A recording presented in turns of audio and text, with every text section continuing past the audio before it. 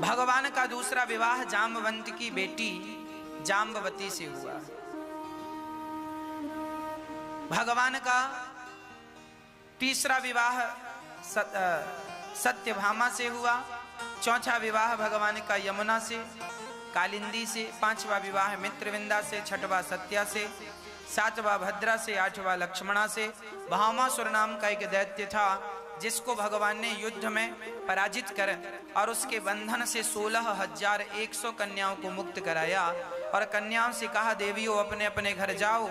उन कन्याओं ने कहा अब हम कहाँ जाएं, हमें कोई स्वीकार नहीं करेगा। तब भगवान ने उन कन्याओं को कहा कि अब क्या करें। उन कन्याओं ने कहा नाथ आप ही हमारे पति बन जाओ। भगवान ने कहा तुम 2-4 होती तो हम सोच भी लेते, 8 तो ऑलरेडी हैं और आप इतने सारी हो। पर उन्होंने कहा कि जिनसे आप विवाह कर लेंगे वो तो ठीक है, बाकी हम जी कर क्या करेंगे। तब भगवान को लगा कहीं ये आत्महत्या ना कर लें। तब भगवान ने उन सभी वेद की ऋचाओं से विवाह कर लिया, है ना। 16,100 कन्याओं से भगवान ने विवाह किया और सभी भगवान के टोटल विवाह हो गए 16,108। भगवान ने हर रानी के लिए सुंदर सा महल बनवाया है। हर रानी के गर्भ से 16,108 बेटियां हुई, एक एक बेटी हर रानी से और 10-10 बेटे हर रानी से हुए। इतना बड़ा परिवार था भगवान का। अच्छा, भगवान का इतना बड़ा परिवार। अनिरुद्ध का विवाह उषा से हुआ। चित्रलेखा के द्वारा बाणासुर से युद्ध हुआ और बाणासुर युद्ध में पराजित हुए। राजा नृग की पावन चर्चा है कि नृगो नाम नरेंद्रोहा मिक्ष्वाकुतनयः प्रभु। एक बार भगवान अपने बच्चों को लेकर एक पार्क में खेल खिलाने ले गए तो खेल खेल में उनकी गेंद कुएं पर गिर पड़ी। तो वहां एक बहुत बड़ा गिरगिट था। भगवान गए तो भगवान का स्पर्श होते ही वह गिरगिट एक मनुष्य बन गया। भगवान ने पूछा को भगवान आप कौन हैं। उन्होंने कहा नृगो नाम नरेंद्रोहा, हमारा नाम राजा नृग है, इक्ष्वाकु वंश के राजा हैं। तो आपकी ये दुर्गति कैसे होगी। बोले हमने राजा होकर सही निर्णय नहीं किया। एक गाय हमने दान की, वही गाय हमारे खोटे पर गौशाला आ गई और उसी गाय का हमने दूसरे पंडित जी को दान कर दिया, जिसके कारण हमारी ये दुर्गति हुई। हमने दिया हुआ दान दोबारा दान कर दिया। एक बार यदि आप दान कर दें किसी वस्तु को तो फिर दोबारा उसे आप दान नहीं कर सकते, है ना। जैसे आपने 10 रुपए किसी को दान कर दिए, अब 10 रुपए आप वापस ले लो और फिर दान कर दो, तो दिया हुआ दान वापस नहीं लिया जाता। यदि कोई व्यक्ति दिया हुआ दान वापस लेता है उस व्यक्ति की दुर्गति होती है। कभी नहीं करना चाहिए, दिया हुआ दान वापस नहीं लेना चाहिए। इसमें जैसे कन्यादान है, आप लोगों ने अपनी कन्या दान कर दी और कन्या दान करने के बाद भी बहुत सारी माताएं अपनी बेटियों से कहती हैं तुम्हारे को कोई दिक्कत हो तो घर आ जाना, घर आ जाना। थोड़ी सी भी आज पति पत्नी में झगड़ा हुआ, लड़की ने कहा माँ जी आज आपके दामाद ने हमें ऐसा कह दिया। अच्छा ऐसा कह दिया, उनकी हिम्मत, तो एक काम कर जल्दी से आ जा, अब यहीं रहना, अब कहीं नहीं जाना, हमारी बेटी हमारे लिए बोझ नहीं है, पाल लेंगी हम। हाँ ऐसा मम्मियां करती हैं, बहुत सारी मम्मियां हैं। इन मम्मियों को कह देना नरक में भी वेटिंग लिस्ट चल रही है तुम जैसों की, नरक में भी कंफर्म सीट नहीं मिलेगी, कई दिन तो खड़े रहना पड़ेगा, क्योंकि तुमने दिया हुआ दान वापस ले लिया। लड़की अपनी मर्जी से मायके आ जाए ये तो ठीक है, क्योंकि उसका घर है मायका। लड़की अपनी मर्जी से वापस आ सकती है मायके, कोई बात हो गई तो मायके चली जाए, अपनी मर्जी से आ जाए। पर माँ बुला रही तुम आ जाओ आ जाओ, मतलब तुमने दिया हुआ दान वापस बुला लिया। दिए हुए दान पर तुम्हारा अधिकार था क्या? हाँ या ना में जवाब दो। आज बहुत सारे रिश्ते लड़की की मां की गलती और लड़की के पिता की गलती से टूट जाते हैं। लड़की को ससुराल में जरा सी खांसी आ गई तो माँ बाप खड़े हैं, अरे तुम क्यों परेशान हो रहे हो? लड़की दान की है ना, दान करने के पहले सब इंक्वायरी कर लेना चाहिए ना कि ससुराल पक्ष कैसा है। झगड़े लड़ाई किसके घर में नहीं होते? कौन से पति पत्नी होंगे दुनिया में जिनके घर में वाद विवाद ना हुआ होगा? सबके घर में झगड़ा होता है। और बड़े बड़े महाभारत समझदारी से शांत हो जाते हैं, बड़े बड़े झगड़े समझदारी से शांत हो जाते हैं। इसका अर्थ ये नहीं कि तुम अपनी लड़की को मायके बुलाकर बिठा लो। कब तक बिठाओगी? तुम्हारे मरने के बाद कौन रोटी देगा? तुम्हारी भौजाई और तुम्हारे मायके में तुम्हारी भौजाई ताना मारेगी ना तो जिंदा ही मर जाओगी। हाँ, तानों से ही मर जाओगी। तुम्हारी भौजाई जब ताने मारेगी। इसीलिए कहता हूं पति के चरणों में ही स्त्री का सुख है। पति के चरणों में ही पति को वो भगवान मानकर चले, समझदारी से चले, झगड़े की स्थितियां ही ना बने। और यदि बेटियों ने कोई झगड़ा किया, लड़के दामाद ने कोई बात कह दी ससुराल पक्ष से, तो माँ बाप को भी इतना परेशान नहीं होना चाहिए। आप भी पति पत्नी, आपके बीच में भी लड़ाई झगड़ा हो जाता है। बेटी का इतना पक्ष ना लिया जाए, हाँ समझाया जाए।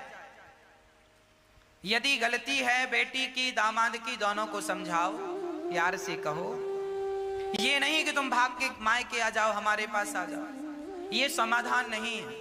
हमेशा समाधान पर डिस्कस करना चाहिए, डिबेट समाधान पर होना चाहिए। समस्याओं को लोग और बढ़ा देते हैं, राई का पहाड़ बना देते हैं, इससे काम नहीं होगा। हाँ, लड़की को समझाओ कि बेटी छोटी मोटी बातें तो सहन कर लेना। हाँ, आपकी बेटी पर कोई बड़ा संकट है, कोई बड़ी प्रॉब्लम है ससुराल पक्ष से, तो आप माता पिता का बोलना ठीक है। कोई बड़ा संकट, छोटी छोटी बातों में तो आपका बोलना उचित नहीं है। आप बताइए क्या उचित है? हाँ या ना? नहीं, उचित नहीं है। कुल मिलाकर दिया हुआ दान वापस नहीं लेना चाहिए। मैं ये कह रहा हूं, दिया हुआ कन्यादान वापस नहीं लेना चाहिए। दे दिया, समझाओ प्यार से, जैसे समझें वैसे समझाओ प्यार, पर झगड़ा ना हो। कोशिश यही करो प्रेम मोहब्बत से सब काम होता रहे। श्री भगवान का राजा नृग की कथा के पीछे यही उद्देश्य था, ताकि लोग जागरूक हों। जीवन में दान करना चाहिए। दानम दुर्गति नाशनम। दान आपके दुख को सुख में परिवर्तित कर देता है। पांडुरक और काशीराज जैसे दुष्टों का भगवान ने दमन किया। पांडुरक नाम के एक राजा थे, नकली भगवान बने घूमते रहते थे। मैं नकली हाथ लगवा लिए और अपने आप को भगवान कहते फिर रहे हैं। मैं भगवान कृष्ण हूं, मैं वासुदेव हूं। आज कई लोग ऐसे हैं जो अपने आप को भगवान साबित कर रहे हैं, सिद्ध कर रहे हैं। आज हमारे भारत में यही विडंबना है, कितने सारे भगवान आपको मिल जाएंगे। अरे हमारे भगवान कौन है? हमारे भगवान है नारायण, हमारे भगवान है कृष्ण। अब आप बताओ कि भगवान एक हैं कि अनेक हैं? आप बताओ, भगवान एक हैं कि अनेक? ईश्वर एक, एको ब्रह्म द्वितीयो नास्ति। ईश्वर एक है। तो प्रश्न ये खड़ा हुआ कि यदि भगवान एक है तो फिर वो नारायण है, राम है, कृष्ण है, हनुमान जी हैं, शंकर जी हैं, दुर्गा जी हैं, गणेश जी हैं, फिर ये सब कौन है? इतने सारे एक है तो एक का ही मंदिर होना चाहिए, फिर इतने सारे क्यों? तब समझाते हैं, सुनो। अच्छा बताओ, एक आदमी डॉक्टर था और वही आदमी बहुत बड़ा एडवोकेट वकील था, और वही आदमी एक बहुत बड़ा पहलवान था, अब आप बताना, आदमी एक ही है। जब वह क्लिनिक में जाकर बैठा तो लोगों ने क्या कहा, डॉक्टर साहब। जब वो केस लड़ने के सिलसिले अदालत पहुंचा तो उसे लोगों ने वकील साहब कहा। उसकी ड्रेसअप भी अलग, डॉक्टर की ड्रेस अलग, वकील की ड्रेस अलग, नाम भी अलग। और जब वो पहलवानी करने के लिए किसी मैदान में उतरा तो लोग बोले, पहलवान जी।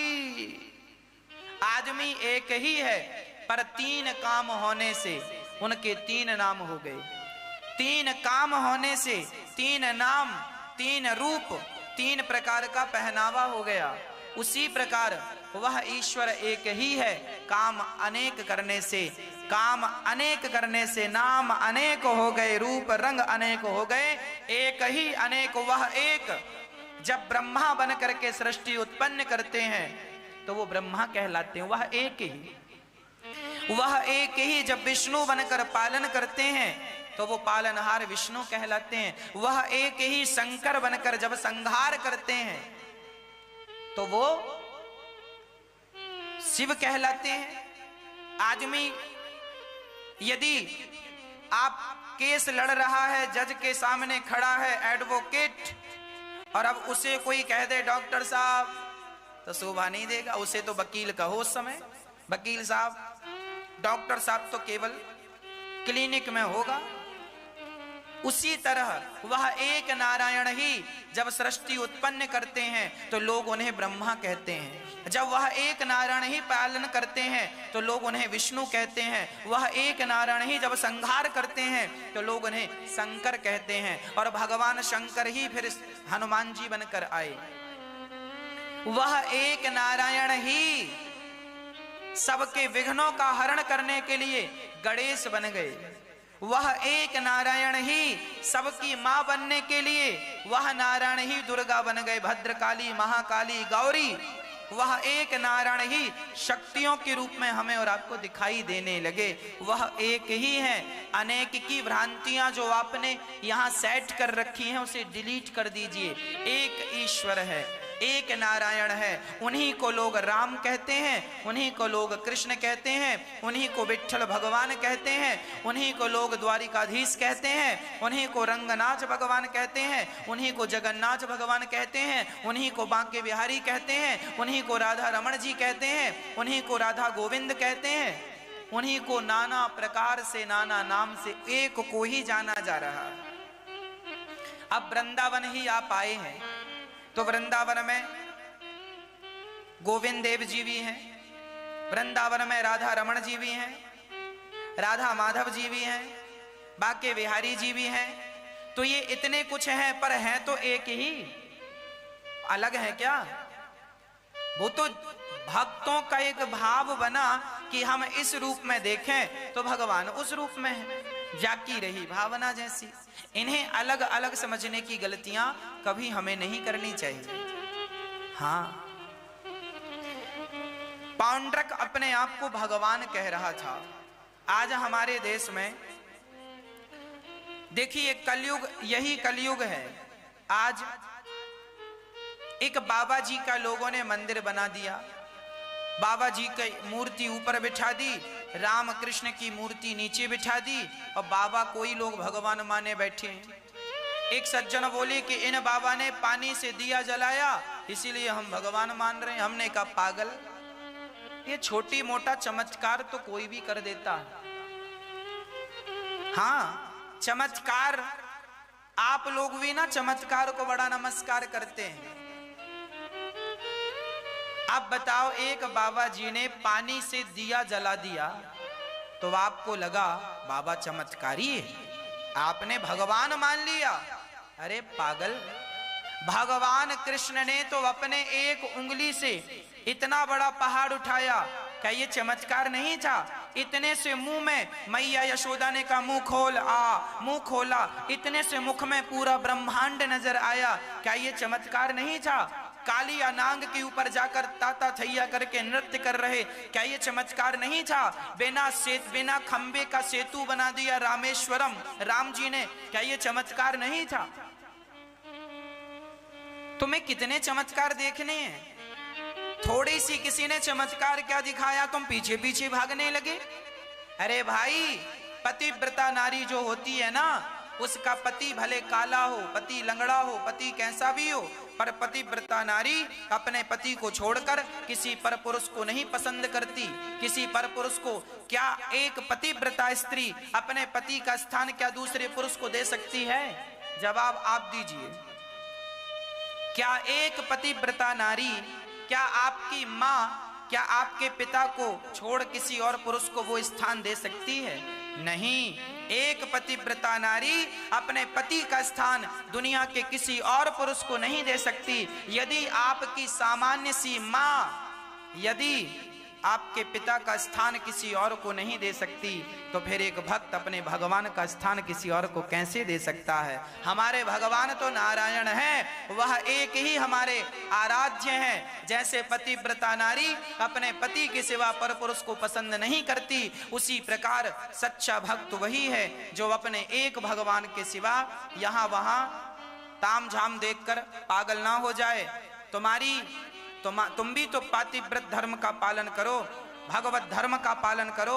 जैसे पतिव्रता स्त्री अपने पति के सिवा कुछ नहीं, उसी प्रकार भक्त को अपने भगवान के सिवा कुछ नहीं। एक साधे सब सधे, एक में मन लगाओगे कल्याण होगा, और यहाँ वहां मन डुलाते रहोगे तो ना घर के रह जाओगे ना घाट के। नदी के किनारे नाव है, एक नाव पर बैठ जाओ, पार हो जाओगे। 10 नाव बदलने की जरूरत नहीं है, नहीं डूब जाओगे। इसीलिए एक नारायण, श्रीमन नारायण चरणौ शरणम प्रपद्ये, श्रीमते नारायणाय नमः। एक नारायण ही हम सबके आराध्य हैं, एक राम ही हम सबके भगवान हैं, एक कृष्ण ही हम सबके पूज्य हैं, भगवान हैं। बस एक भगवान शंकर ही हम सबके आराध्य हैं। इनके सिवा हमें कहीं मन लगाने की जरूरत नहीं है। यदि आपने यहां वहां बाबा बैरागी को अपना भगवान बनाया है, तो फिर आप गलत ट्रैक पर हैं, गलत रास्ते पर हैं। आपका रास्ता गलत है, सही रास्ता यही है। हमारे दादा परदादा सब राम नाम जपते थे। राम नाम सत्य है, राम ही सत्य है। इसीलिए इस नाम को पकड़ोगे तो कल्याण होगा। इसीलिए केवल भगवान का चिंतन करें, यही भगवान है। आज लोगों को यह भी नहीं पता, बहुत सारे लोगों को, कि भगवान किसे कहते हैं। आज हमारे भारत में इतना अज्ञान है कि उन्हें बेचारों को पता ही नहीं कि भगवान क्या है। पूछो कि भगवान कौन है, तो वो 4-5 मिनट तो चुप रहेंगे, सोचेंगे किसे कह दें। पानी से दिया जलाने वाले कोई लोग भगवान मान रहे हैं। ऐसे चमत्कार, सुनो चमत्कार तुम्हें बताऊं। रैदास भक्त का नाम सुना होगा आपने। रैदास भक्त ने, उनके पास एक कठौता था, कठौता लकड़ी का। उस कठौता से उन्होंने गंगा जी को प्रकट किया था। तब से कहावत बनी, मन चंगा तो कठौती में। ये कहावत कहां से स्टार्ट हुई? रैदास भक्त से। रैदास भक्त जात के मोची थे, जूता सिलते थे, पर इतने बड़े भक्त थे कि उनकी कठौती से गंगा जी प्रकट होकर चूड़ी देने आया करती थी, सोना देने आती थी गंगा जी भक्त को। चमत्कार क्या ये चमत्कार नहीं था रैदास जी को? अब कोई रैदास जी को कहे कि ये भगवान है, अरे भगवान के परम भक्त हैं ये। चमत्कार दिखाने वाला भगवान का कोई भक्त ही तो हो सकता है, भगवान नहीं। रैदास जी ने चमत्कार। और सुनो, क्या नानी बाई का मायरा भरने भगवान नहीं आए? आए। किसने बुलाया? अरे भगवान को बुलाया था नरसिंह मेहता ने। नरसिंह मेहता ने बुलाया तो भगवान नानी बाई का मायरा भरने आए। सोने की बारिश हुई। आज तक आपने सुना है पानी की बारिश तो हुई, सोने की बारिश हुई, पर इतिहास साक्षी है नरसिंह मेहता ने जब मायरा भरने के लिए बुलाया तो भगवान ने सोने की बारिश की। क्या ये चमत्कार नहीं है? तुम्हें चमत्कार देखना है तो हम करोड़ों तुम्हें दिखा देंगे। सम्मान कीजिए सबका, पर भक्त रूप में सम्मान कीजिए। भगवान तो केवल हमारे नारायण हैं। हाँ, यदि आप सबको भगवान मानने की वो दृष्टि आपकी बन जाए, सिय राम मैं सब जग जानी, तब फिर सबको भगवान के रूप में आप देखें, तब बुराई नहीं है। पर किसी एक विशेष व्यक्ति को आप भगवान का दर्जा दें तो ये गलत है। एक हमारे भगवान राम की तस्वीर तुमने नीचे रख दी, राम का चित्र नीचे रख दिया, राम का विग्रह नीचे रख दिया और बाबा को ऊपर बिठा दिया, बोले ये भगवान है।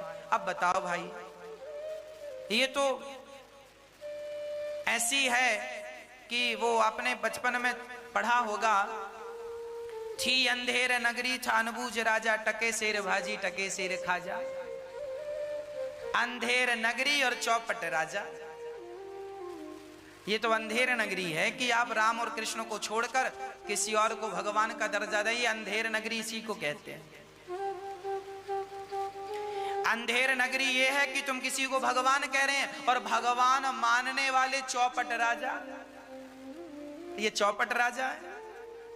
इसीलिए सही मार्ग में सही रास्ते पर चलते हुए अपने इष्ट के प्रति प्रेम रखो। हमारे इष्ट राम है, कृष्ण है, नारायण है, शंकर है, यही हम सनातन धर्म के इष्ट हैं। इन्हीं में से कोई एक आपके इष्ट हैं। किसी के इष्ट जगन्नाथ जी हैं, किसी के इष्ट बिहारी जी हैं, किसी के राधा रमण जी हैं, किसी के गोविंद देव जी हैं, किसी के विठ्ठल भगवान है, यही हमारे इष्ट हैं। यही हमारे, किसी के इष्ट तिरुपति बालाजी हैं, किसी के रंगनाथ भगवान है, यही हमारे इष्ट हैं।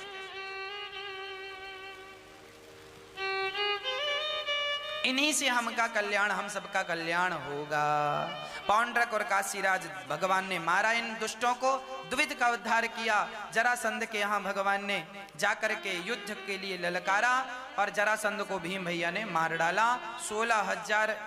20,800 राजाओं को मुक्त किया जिन्होंने भगवान की स्तुति की। कृष्णाय वासुदेवाय हरये परमात्मने प्रणतक्लेशनाशाय गोविंदाय नमो नमः। जरासंध का उद्धार किया। शिशुपाल की 100 गालियां सुनकर जब 101 गाली हुई तो सिर भंग कर दिया, सिर काट दिया। शिशुपाल की भगवान ने गालियां सुनी और ज्यादा उत्तर नहीं दिया। भगवान ने भगवान होकर 100 गालियां सुनी तो हम भी इंसान होकर 10-20 गालियां तो सुने। हमारी इतनी सहनशीलता, इतनी सहन शक्ति होनी चाहिए। भगवान ने युधिष्ठिर जी के यज्ञ में जाकर चरण धोने की सेवा की। धर्मराज युधिष्ठिर ने यज्ञ किया, सभी विप्रजनों के भगवान ने चरण धोए हैं। हमें भी सदा चरणों की सेवा से जुड़े रहना चाहिए। भगवान, आपको पता है चरणों में भगवान नारायण का वास होता है।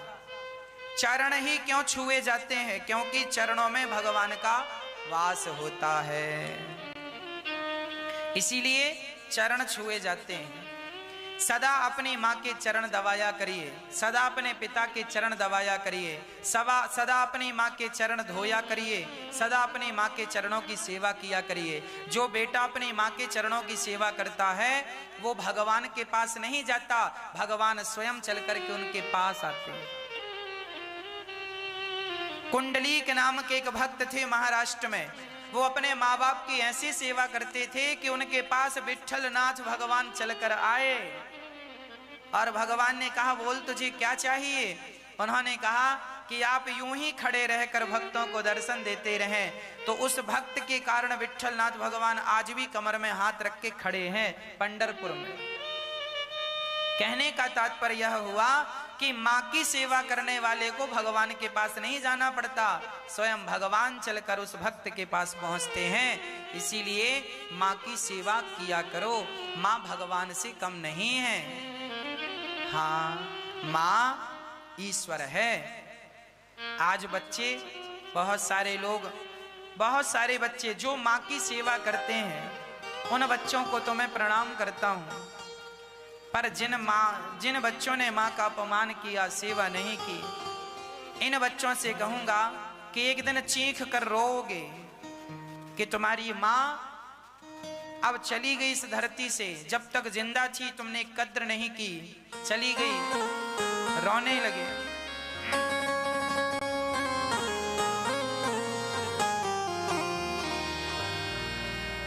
एक दिन रो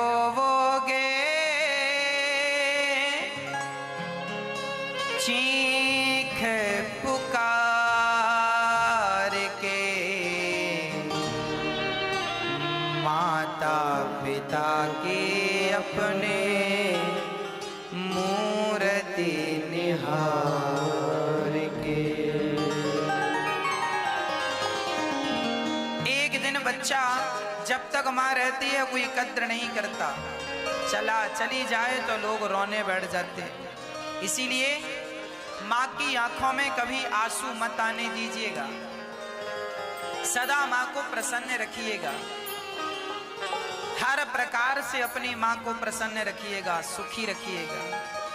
माँ की आज्ञा का पालन ही पुत्र का धर्म है। माँ जो कहती है कर लो, क्या बुराई है? माँ की खुशी के लिए कर लो। थोड़े दिन की जिंदगी है, चली जाएगी, फिर तो आपको अपने मर्जी से ही जीना है। माँ का दिल कभी ना दुखाया करो। मैंने देखा एक माँ मेरे पास आकर रोने लगी, बोले महाराज जी मेरी बेटी भाग गई किसी लड़के के साथ। जब लड़का लड़की मनमाने ढंग से भाग जाते हैं ना, तो उस माँ के दिल से पूछो कि उस माँ पर क्या गुजरती है जिस माँ ने आपके विवाह के इतने सपने संजोए थे। उस पिता पर क्या गुजरती है जिस पिता ने आपके विवाह के इतने सपने संजोए थे। ऐसी गलती ना करना कि माँ बाप को जीवन भर का दर्द देकर के आप चले जाओ।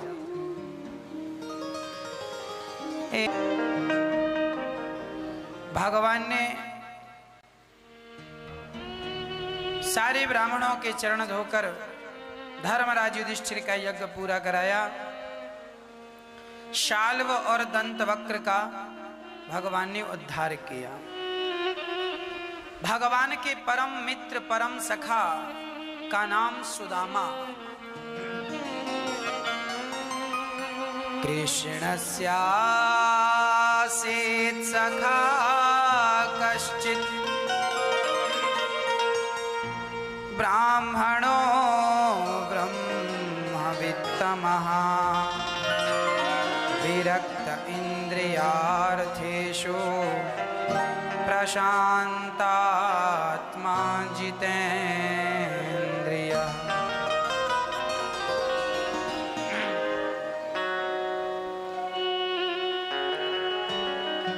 सुदामा जी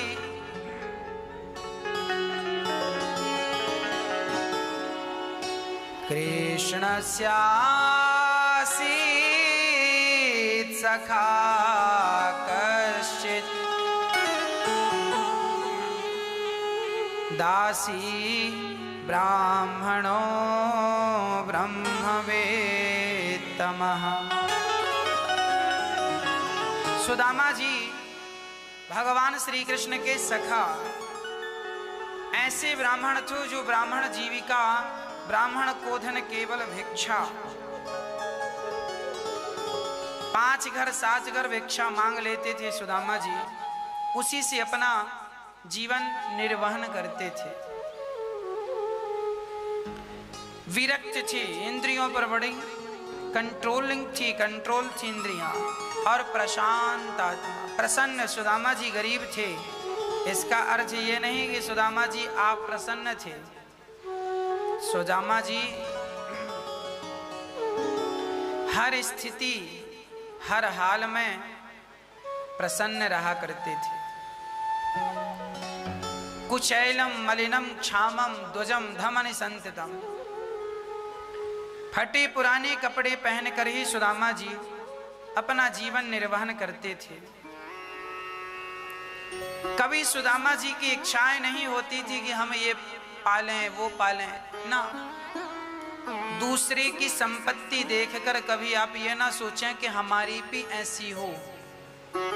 भगवान जैसी दे रहे हैं आपके पास अच्छी, हो सकता है भगवान आपको उससे अच्छी देना चाह रहे हो। एक छोटा सा बच्चा अपनी माँ के साथ बाजार चला गया। एक किराना की दुकान,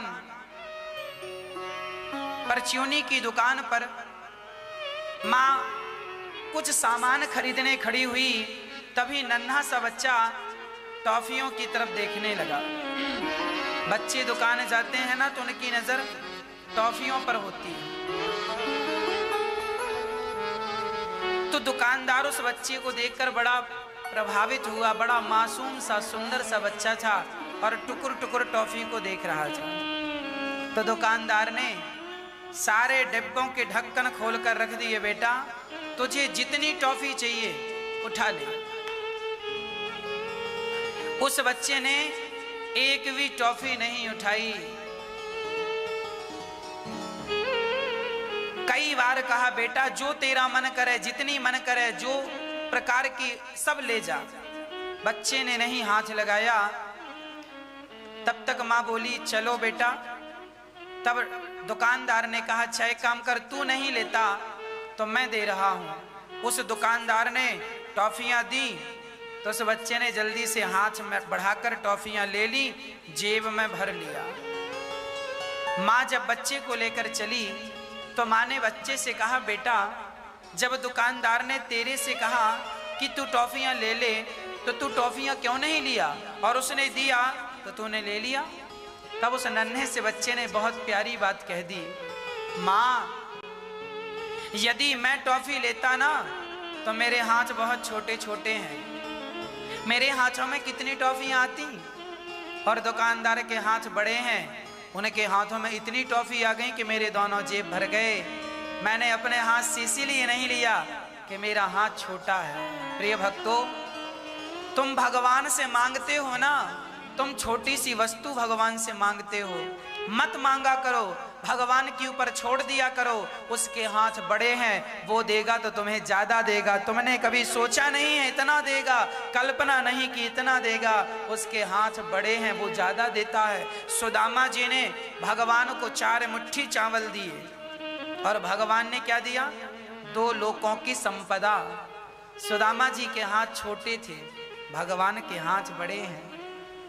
भगवान के तो सहस्त्र शीर्षा पुरुषा सहस्त्राक्षा सहस्त्रपात, हमारे 2 हाथ हैं और भगवान के 1000 हाथ हैं। हम उसे देंगे तो 2 हाथ से देंगे और वो हमें देगा तो 1000 हाथ से देगा। हमारा 1 रुपए 1000 गुना बढ़ जाता है उस परमात्मा के सामने।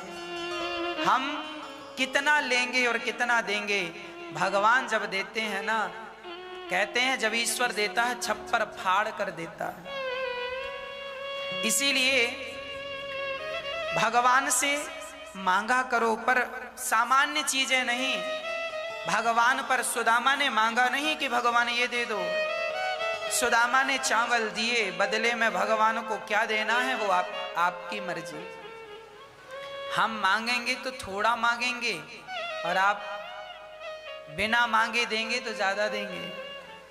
बच्चा मांगता कि हमें 1 टॉफी चाहिए तो 1 ही मिलती, पर कह दिया जितनी देना आप दो, उसने हाथ भर के दिया।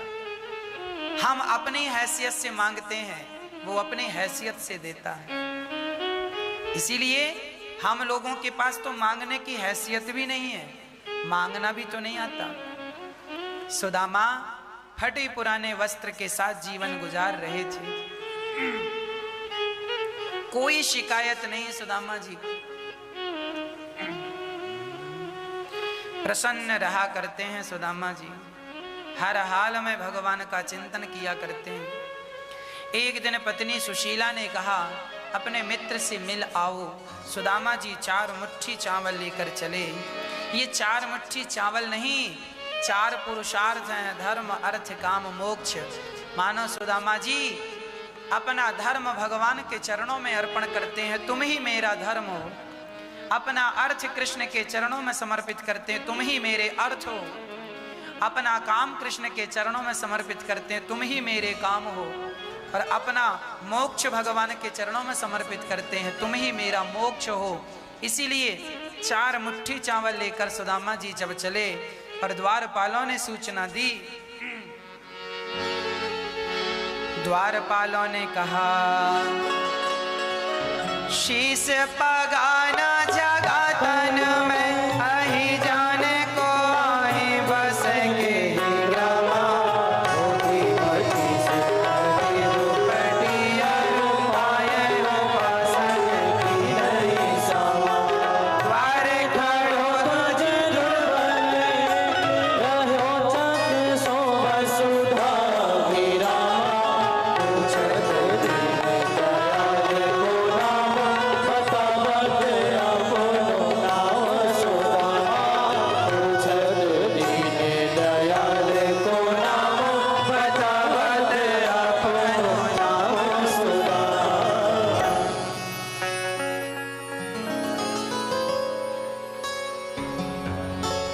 सुदामा जी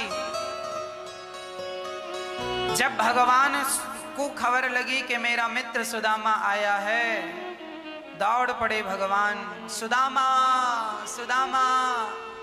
दौड़ कर भगवान ने सुदामा को अपने हृदय से लगाया और कन्हैया को देखकर सुदामा जी ने कहा, कन्हैया कब से तेरे द्वार पर खड़ा हूं, तूने बड़ी देर लगा दी आने में। कन्हैया ने कहा, मुस्कुराते हुए श्याम सुंदर ने कहा, सुदामा देर हमने नहीं, देर तो तुमने लगा दी द्वारिका तक आने में।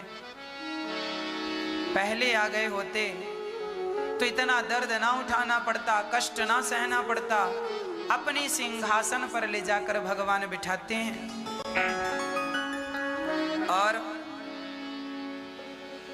सुदामा सिंहासन पर बैठे चरण धुल रहे हैं भगवान नेत्रों के जल से। देखे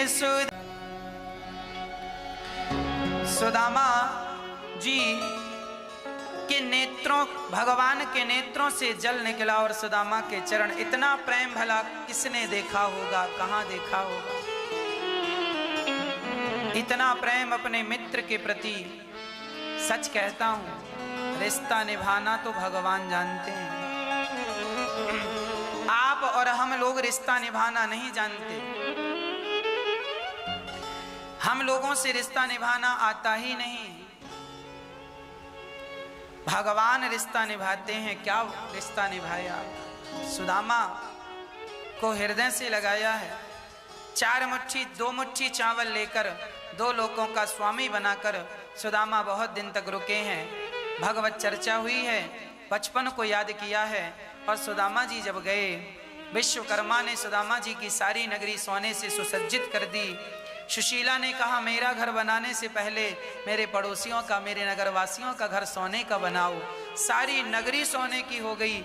सुदामा को जवानी देकर भगवान ने, उन्होंने अपना राज्य का आनंद लिया और अंत में भगवत प्राप्ति सुदामा जी को हुई।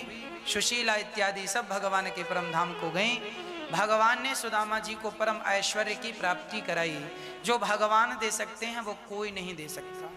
इसीलिए भगवान की शरण ग्रहण की जानी चाहिए। भगवान कुरुक्षेत्र गए हैं, जहां भगवान अपनी गोपियों से और मां यशोदा से भेंट करते हैं। माता रोहिणी ने भगवान की सारी बाल कथा सुनाई, बाल लीला सुनाई, कैसे कैसे कृष्ण लीला करते हैं। भगवान कृष्ण की पत्नियों को जब सुनाया और गोपियां भी बैठी थीं, माता रोहिणी ने सुभद्रा और बलराम जी को द्वार पर खड़ा किया, कोई अंदर ना आए, और कथा स्टार्ट की। किस प्रकार जब कृष्ण गए तो गोपियों की हालत रो रो करके क्या थी। जब उस विरह का वर्णन किया, उस समय भगवान श्री कृष्ण भी द्वार पर आकर खड़े होकर अपनी कथा सुनने लगे। उस कथा को सुन करना भगवान का हृदय पिघल गया, भगवान का अंग अंग पिघलने लगा। और जब संपूर्ण शरीर पिघलने लगा, नारद जी ने आकर कथा रुकवाई। जाकर देखा तो भगवान की आंख, कान, हाथ, पांव सब पिघल चुके थे। माँ रोहिणी ने कहा, बेटा ये क्या हो गया। भगवान बोले, जैसे गोपियां मेरे लिए तड़प रही थी, रो रही थी, अब उनकी याद में मैं ऐसा ही रहकर प्रेम की निशानी बनकर खड़ा रहूंगा, हाथ पसारे अपनी गोपियों के लिए। भगवान का वही विग्रह, वही स्वरूप आज जगन्नाथ भगवान के नाम से जाना जाता है। भगवान जगन्नाथ जी की आंखें नहीं हैं, कान नहीं है, विनु पग चलहि सुनहि बिनु काना, कर बिनु कर्म करहि विधि नाना। हाथ पसारे खड़े हैं जगन्नाथ जी। कब मेरा भक्त आए, कब मैं उसे अपने हृदय से लगाऊं। समय मिले तो जरूर एक बार जगन्नाथ भगवान का दर्शन जरूर कीजिएगा, जरूर दर्शन कीजिएगा। जगन्नाथ भगवान प्रेम की प्रतिमूर्ति हैं। भगवान का वही पिघला हुआ शरीर जगन्नाथ जी के रूप में है। कुरुक्षेत्र में भगवान जब अपनी कथा सुने, तब भगवान सुभद्रा, बलदाऊ सबका शरीर पिघला, आज भी खड़े हैं। भगवान देवकी के 6 पुत्र, माता देवकी के 6 पुत्र जो कंस ने मार दिए थे उन्हें वापस किए। भृगु जी ने त्रिदेवों की परीक्षा ली, भगवान के छाती पर लात मारा। भगवान ने कहा आपके चरण बड़े कोमल हैं, मेरी छाती बड़ी कठोर है, कहीं चोट तो नहीं आ गई, कहीं चोट तो नहीं आई। सांब पेट में कपड़ा बांध कर गया, श्राप लगा है आपस में सारे यादवों को लड़के मरने का। और जब कपड़ा हटाकर देखा, पटेरा नाम की घास निकली, चूर्ण करके फेंका, एक छोटी सी कील भी समुद्र में फेंक दी। मछली निकल गई और उसे मारकर बहेलिये ने वो कील बाण में लगाई। नव योगेश्वरों का पावन संवाद कहा गया, 24 गुरुओं की कथा सुनाई गई। पृथ्वी वायु राकाशा मापोग्निक चंद्रमा रवि कपोतो जगरः सिंधु पतंगो मधुकृत गजः मधुहा हरिणो मीनः पिंगला कुरोर्भका कुमारी शरकृत सर्प पूर्ण नाभि सुपेश कृत। दत्तात्रेय जी ने 24 गुरु बनाए हैं। पृथ्वी को गुरु बनाकर सहनशीलता की शिक्षा पाई। हमें उतना ही सहनशील होना चाहिए जितनी पृथ्वी माता है। आकाश को गुरु बनाकर सीखा, आकाश सर्वव्यापी है, परमात्मा सर्वव्यापी है। वायु को गुरु बनाया, वायु सबके बीच से निकलती है, सुगंध दुर्गंध पर आसक्त कहीं नहीं है, सुख दुख कहीं भी रहो पर आदि किसी के मत बन जाओ। ये एक एक चीजें सीखने की हैं। जल को गुरु बनाया, जैसे जल कभी अपना स्वभाव नहीं छोड़ता, बर्फ बना दो तो पिघल कर पानी, और आग में गर्म कर दो तो फिर ठंडा। पानी अपनी शीतलता का स्वभाव कभी नहीं छोड़ता। उसी प्रकार हमें अपना स्वभाव नहीं छोड़ना चाहिए। दुष्ट अपनी दुष्टता नहीं छोड़े तो सज्जन को भी अपनी सज्जनता नहीं छोड़नी चाहिए। अग्नि, चंद्रमा, सूर्य ऐसे 24 गुरु बनाकर एक एक शिक्षा दत्तात्रेय जी ने प्राप्त की। प्रभास क्षेत्र में सारे यादव आपस में लड़कर समाप्त हुए, और जब सारे यादव आपस में लड़कर समाप्त हुए, पटेरा नाम की घास से कोही बाण की तरह, तलवार की तरह उपयोग करने लगे। अनिरुद्ध के बेटे वज्र बचे हैं, जिनकी आज संतान यादव गण हैं। आज जो वर्तमान में यादव हैं, भगवान कृष्ण के पुत्र प्रद्युम्न, प्रद्युम्न के पुत्र अनिरुद्ध, अनिरुद्ध के पुत्र वज्र, वज्र बच गए थे। बाकी सारे यादव, ये भगवान का परम परिकर था, सब भगवान के परम धाम को चले गए। बलराम जी गए, माता यशोदा गई, रोहिणी मैया गई, सारा परिकर 84 कोस का परिकर भगवान का, द्वारिका का परिकर, सब भगवान के परम धाम को जब गया, अंत में भगवान के भक्तों ने कहा प्रभु हम आपके बिना कैसे रहेंगे। तब भगवान ने कहा मैं जा नहीं रहा हूँ, मैं इस भागवत में समा रहा हूँ।